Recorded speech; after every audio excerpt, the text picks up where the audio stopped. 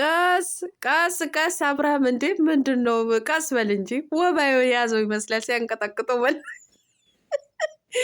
ቤተሰብ እንግዲህ አብርሃም ከነበለጠ ከነ ቤቲሻ እንዲሁም ደግሞ ከቴቴ አቤላ እንደዚህ እስክታ በእስክታ ሆኖ መጥቷል ማለት ነው። እንግዲህ ማንቀጥቀጡ ቢጫ ወባ በሉት እናቴ፣ ቢጫ ወባ ቤተሰብ የበዓል ዋዜማ ማለት ነው። እንደዚህ ምር ብሎባቸው እንግዲህ ከነ ቤቲሻ ጋር መጥተዋል ማለት ነው።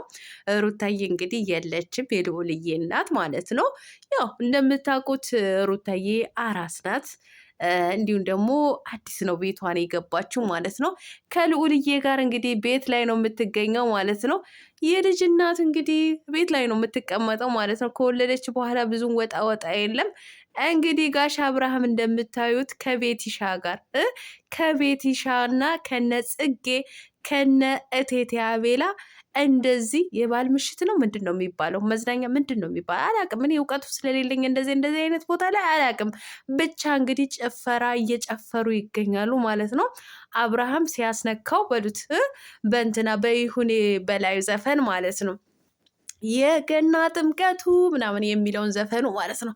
እና እንደዚህ ትከሻውን እየመታ መጥተዋል ማለት ነው። እየመታ በዚህ አጋጣሚ ይቺ ቤት የምትባለዋ ልጅ ስወዳት ማለት ነው። የሆነ በጣም ነው መወዳት። እጅግ በጣም ስማርት የሆነች ልጅ ናት ማለት ነው።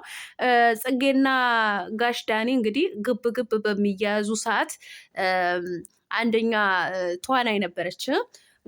አንደኛው ካራክተር ተሰጥቷት ትወና የምትተውን የምትሰራቸው ነገሮች በጣም ደስ የሚሉ ቃላቶቿ በሙሉ እጅግ በጣም በሳል አስተማሪ የሆነ ነገር ነው የምትናገረው ማለት ነው። እኔ እንደዚህ አይነት ሰውን አድናቂ ነኝ በዚህ አጋጣሚ ማለት ነው። በቃ የሆነ ትምህርት አዘል ነገሮች ከአንደበቱ የሚወጣ ሰው በጣም አደንቃለሁ ማለት ነው። እኔ የምጠላው ዝሙትን የሚያስፋፋ ሰው ነው። ከባለትዳር ወንድ ጋር የሚንጠላጠል እንደ ወሽሚት አይነት ለምሳሌ ማለት ነው።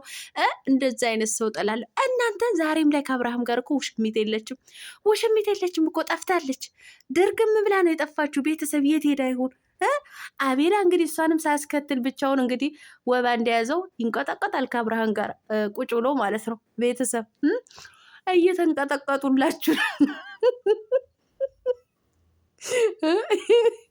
እየደነሰ ነው አብርሃም። አሁን እኮ ተነስተ ደንስ ቢባል ወፍ የለም እኮ አይተነዋል። ከዚህ በፊት ሲደንስ ሩታዬ ፕራንክ አድርጋው ስታስጨፍረው አይተነው ነበር ማለት ነው። እንግዲህ ሩታዬ የታለች እንዳትሉ የእውነት ማለት ነው። ያው አራስ ናት። አሁን በቃ አዲሱ ቤቷ ላይ ተረጋግታ ዘና ፈታ ሪላክስ እያደረገች ነው በዚህን ሰዓት ከልዑልዬ ጋር ማለት ነው። ጋሽ አብርሃም ደግሞ ከጓደኞቹ ጋር የበዓል ዋዜማ ፈታ እያለ ዛሬ እንግዲህ እንደዚህ አይነት ቪዲዮ ቀንጨብ ተደርጎ ወጥቷል ማለት ነው። እኛም እንመለከታለን፣ ችግር የለውም። አብርሃም እኔ ከሌላ ሰው ጋር ሲመጣ ይመቸኛል። እኔ ከውሽሚት ጋር ሲመጣ ነው በቃ የሆነ ሩታ ነው የሚያደርገኝ ማለት ነው። እንደው ልበላው ምደርሰው እኮ ከውሽሚት ጋር ሲመጣ ነው እንጂ ከሌላ ሰው ጋር ፈታ ዘና ብሎ ሲመጣ ችግር የለብኝም። ይጽናና እንዴ፣ ወጣት ነው፣ ዘና ይበል። በቃ በዓል ነው በዛ ላይ ማለት ነው። ቤተሰብ እንግዲህ አብርሃም የጋሽዬ ልጅ እንግዲህ ፈታ ዘና እያለ መጥተዋል ማለት ነው። መልካም ብቻ ሰላም ዋሉልኝ። እወዳችኋለሁ። ባይ